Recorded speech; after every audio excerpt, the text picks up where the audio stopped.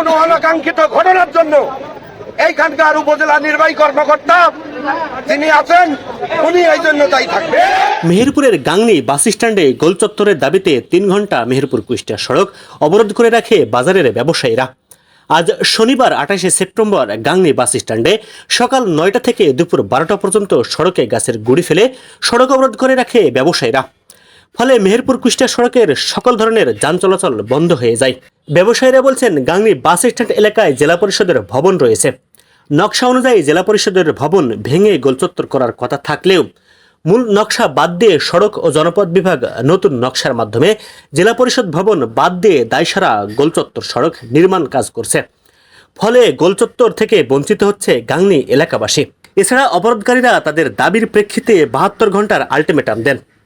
এদিকে মেহেরপুর জেলা প্রশাসকের নির্দেশ অনুযায়ী গাংনী উপজেলা নির্বাহী অফিসার প্রীতম সাহা তাৎক্ষণিকভাবে গাংনী বাস স্ট্যান্ড এলাকায় উপস্থিত হয়ে বিষয়টি সমাধানের আশ্বাস দিলে অবরোধকারী এবং ব্যবসায়ীরা অবরোধ তুলে নিয়ে ব্যবসা প্রতিষ্ঠান চালু করেন।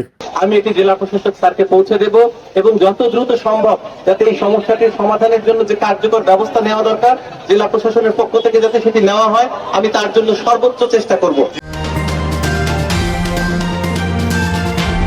এমটিভি অনলাইন, সত্যের পথে মোরা।